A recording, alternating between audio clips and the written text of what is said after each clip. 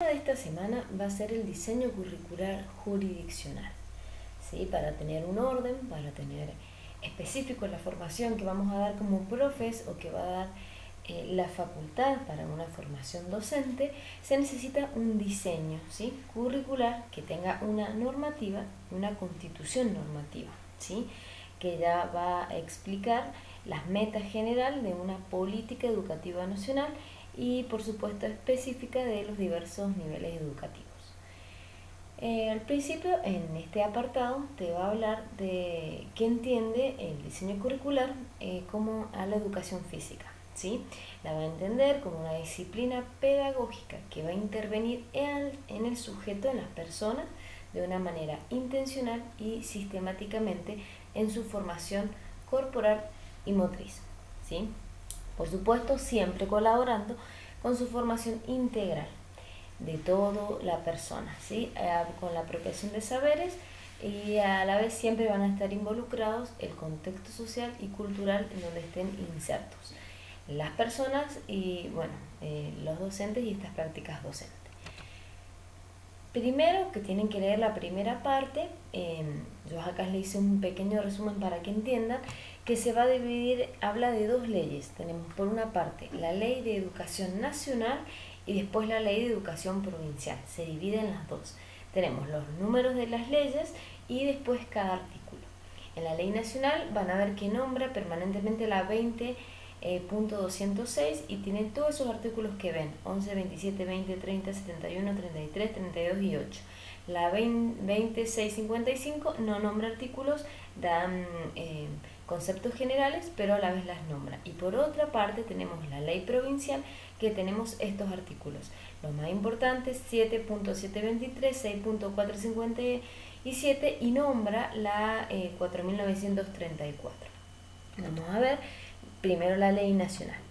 En este hice un cuadrito para que se ubiquen que tenemos el número de la ley, que esta es la 26206, es a nivel nacional, por eso la cruz define, que va a definir esta ley, es la Ley de Educación Nacional y que va a comprender los objetivos y fines de la política educativa.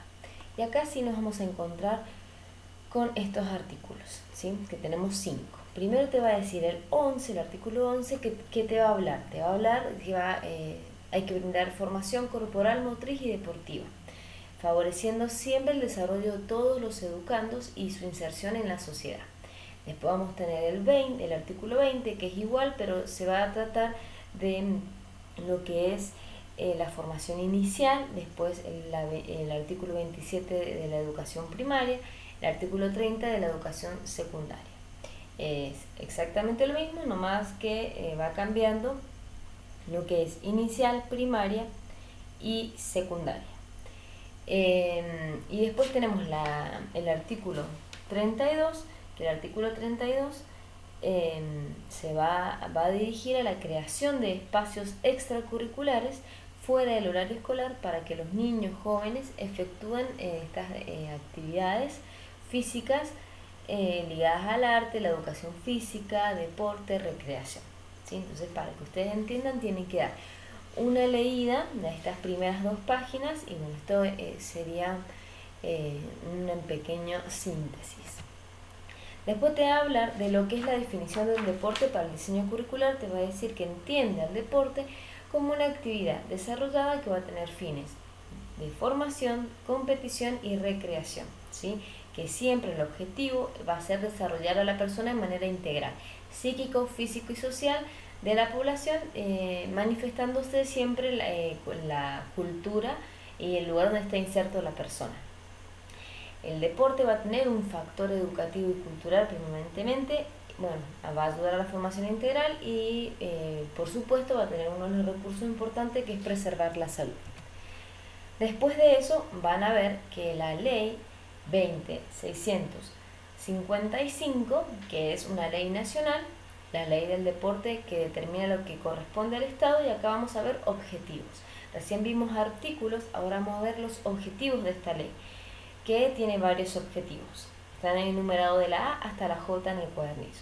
Y te va a decir, por ejemplo, asegurar la formación y preparación y aprendizajes de los deportes de toda la población, formar los docentes y técnicos para que conduzcan profesionalmente las materias, esta carrera, asegurar instalaciones que estén adecuadas para la formación, desarrollar actividades que van a permitir la práctica deportiva, mantener una infraestructura adecuada, crear entidades deportivas para estos mismos fines, reservar los espacios urbanos, promover el estudio ya de la investigación y técnicas referidas a lo que es el deporte, creación de bibliotecas, hemerotecas y museos deportivos, organizar conferencias, exposiciones, actos que ustedes lo van a vivenciar durante los 4 años que cursan la carrera, y a la vez, bueno, tener un título habilitante para inscribirse en áreas destinadas al deporte y, bueno, colaborar con instituciones para el desarrollo de las actividades,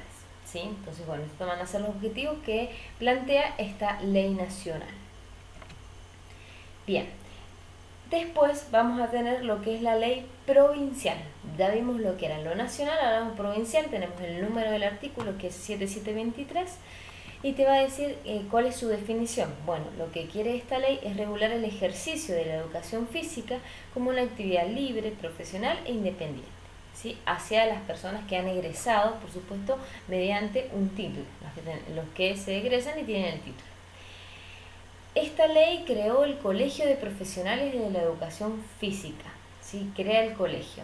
Que ustedes, ¿con qué intención? Te dice de ordenar, determinar los derechos, los deberes, las normas, las prohibiciones, los regímenes, las sanciones y todo lo que tenga que ver con el estatuto docente de la ley número 4934, ¿sí? Acuérdense que esto es un recorte, la ley es mucho más extensa, si ustedes un día la llegan a necesitar, la encuentran y bueno, va a estar desglosada toda su información. Después tenemos la otra ley, que es la 6.457, que también es provincial.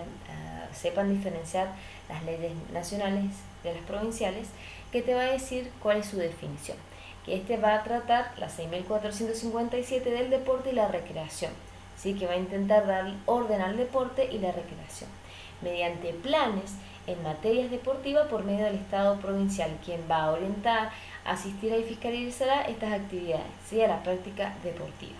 Acá sí tenemos artículos, tenemos el artículo 30, el artículo 33, donde el artículo 30 te va a decir que los gimnasios siempre tienen que estar dirigidos por un profesor de educación física con un título habilitante. Este mismo se va a encargar de orientar, coordinar y programar el desarrollo de las actividades físicas. El artículo 33 te va a decir que el director técnico que esté en el gimnasio va a tener que exhibir su título, ¿sí? Que va a estar legalizado por una autoridad competente. Ustedes van a tener que legalizar el título, lo van a tener que exhibir y bueno, para todo eso hay un proceso, hay un trámite administrativo que hay que realizar el día que ustedes mañana quieran tener un gimnasio. Pero todos los gimnasios sí o sí tienen que tener el título, o sea, orienta un director técnico que es profe de educación física y que tenga su título, si no, no hay gimnasio que no pueda habilitarse por eso. Bien, después ustedes van a ver, en las siguientes páginas van a ver definiciones, que el diseño curricular tiene que acoplarse a definiciones básicas, que ya dentro de todas, algunas hasta las hemos trabajado más en profundidad, pero dentro del diseño están estas definiciones. Por ejemplo, tenemos la formación docente inicial. Te va a decir que son la formación docente inicial. Bueno, es la enseñanza de estas praxias motrices, ¿sí? Es una acción intencional y socialmente para transmitir la cultura y el conocimiento en distintos contextos. Para concebirla a través de esta formación, vamos a fortalecer la formación integral de las personas y, por supuesto, llenarlos de valores de libertad, paz, solidaridad, igualdad, respeto, justicia y responsabilidad y un bien común. Y la finalidad de esta formación es formar a trabajadores y profesionales, o sea, la finalidad de la facultad es que ustedes, cuando ingresen, logren ser trabajadores y profesionales capaces de enseñar, generar y transmitir conocimientos y valores, y a la vez construir una identidad docente propia, con autonomía, con un valor cultural, trabajando en equipo e igualdad, ¿sí? Y a la vez transmitirlo, y a la vez entender el contexto social y cultural en donde está inserto la persona donde vamos a transmitirle el conocimiento. Después te van a hablar de la definición del currículo. El currículo es necesario siempre, en el diseño curricular lo va a necesitar. ¿Para qué? Para dar los principios y criterios generales de las acciones que se van a transmitir y recrearlo, por supuesto, modificándolo siempre en contextos específicos. Te va a hablar que es como proyecto, tiene una intención educativa, tiene un momento histórico, o sea que este se va a ir modificando, dice que es un documento, una práctica pedagógica, una hipótesis, un ámbito para reflexionar sobre las instituciones, sus valores y sus contextos, y bueno, y siempre va a estar basado en teorías epistemológicas, psicológicas, axiológicas, entre todo lo que es las teorías de pedagogía y las de acción. Se considera el currículum, que dice que el currículum va a ser un eslabón, una unión entre la cultura y la sociedad externa de la escuela y la educación, ¿sí? Entonces siempre el profe de educación física y este currículum lo que tratan de formar a los profesores para que entiendan este intercambio, estas de personas totalmente diferentes, su cultura y la sociedad. Después te va a decir que el diseño curricular provincial del profesorado implica esta definición de principios, criterios de selección, organización y distribución de conocimientos, ¿sí? De orden público y necesarios para una formación docente. Después tenemos la definición de conocimiento, que es el conocimiento. Y el conocimiento lo es todo, es lo que nosotros tenemos que apropiar de saberes para poder transmitirlo, este conocimiento. Acá te va a hablar al principio que la Ley de Educación Nacional, hay artículos, el 2, el 3, el 7 y el 67, te va a decir que la educación es un bien público, es un derecho personal y social, que va a garantizar una construcción de una sociedad justa, una identidad nacional, democracia, desarrollo económico y justicia, ¿sí? Mediante esta participación de las personas. Después te van a hablar de un conocimiento académico y un conocimiento científico. El académico te va a decir que el currículum entiende el conocimiento académico como un bien social, ¿sí? Que va a estar constituido por un aprendizaje, ¿sí? Que a través de una mediación que lo va a realizar el docente. Nosotros somos siempre mediadores, ¿sí? Que de nosotros va a depender de nuestra motivación, nuestro compromiso, activo, que va a depender permanentemente de lo que el sujeto aprenda, ¿sí? Y la intervención que nosotros tengamos en los contextos donde estemos insertos. Y a la vez te habla de un conocimiento científico, que te va a decir que los conocimientos científicos que van a sustentar a esta educación física van a venir de teorías de ciencias biológicas, ¿sí? Específicas del deporte, la gimnasia, aunque bueno, después te diga que hay varias líneas de trabajo que se han ido modificando, sí, por supuesto, durante el tiempo se van modificando estas disciplinas, pero siempre se busca un equilibrio y una armonía interna, ¿sí? Mediante fuentes filosóficas, psicológicas, importando el contexto, lo emocional, las relaciones, lo cognitivo y ético, donde vive el sujeto o los sujetos. Después te va a hablar qué es la enseñanza.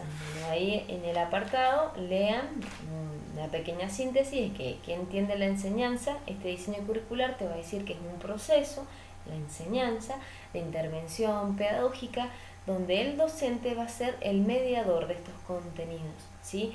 Va a reconstruir el conocimiento, va a tratar de orientarlo, de organizarlo, y dependiendo de donde se encuentre, a las personas con las que esté, y va a promover en los alumnos, los va a motivar y los va a conocer y va a lograr esta transmisión de saberes, o que los estudiantes se apropien de estos saberes a través de un diagnóstico, un seguimiento, un apoyo, a través de la evaluación y de un proceso que es la enseñanza, ¿sí? Por supuesto siempre la reflexión, y siempre hay reflexión y siempre hay un ajuste en la práctica, ¿sí? Y esto siempre va a depender de las intencionalidades educativas que nos piden desde arriba, desde el diseño, las intencionalidades del docente y el compromiso del docente en transmitir estos saberes, ¿sí? O lograr la apropiación de saberes en los alumnos. Porque uno puede transmitir, pero no se puede lograr la apropiación de saberes en los alumnos. Y para eso es un proceso complejo. No es fácil. Bien, por último, una de las cosas te va a hablar de qué es el aprendizaje. Bueno, te va a decir por una parte que el aprendizaje es la apropiación de saberes. ¿Sí? Entonces es cuando el alumno, cuando la persona se va a apropiar de nuevos conocimientos, de saberes en su cabeza. Y prácticas, por supuesto que siempre van a estar valorados y promovidos social y culturalmente. Siempre somos personas que estamos insertas en una sociedad y culturalmente todos totalmente diferentes. Entonces todo esto, el aprendizaje siempre va a incluir quiebres, reconstrucción, avances, retrocesos, modificaciones, porque todo va a depender de las características de los sujetos. Por eso acá te dice el aprendizaje y los sujetos que aprenden. Porque acá toman los sujetos que son sujetos con un entendimiento de un contexto social, económico, cultural diferentes en cada uno. ¿Sí? Donde vamos a encontrar costumbres, valores, tradiciones permanentemente diferentes y nosotros nos vamos a tener que ir amoldando, ¿sí? Modificando nuestra forma de enseñar, nuestra mediación y todo este proceso de enseñanza. Y bueno, después por último tenemos la evaluación. La evaluación es importante dentro del proceso porque dice que es un componente complejo, por supuesto, polisémico, que quiere decir que se puede evaluar de muchas formas y es primordial en los procesos de formación. Tiene una función pedagógica donde lo que quiere hacer es orientar, reorientar la enseñanza y el aprendizaje, ¿sí? Ahí hay que tener en cuenta, por supuesto, siempre que la evaluación va a depender de los procesos de aprendizaje que se realicen a los sujetos y la reflexión que intervienen en este aprendizaje.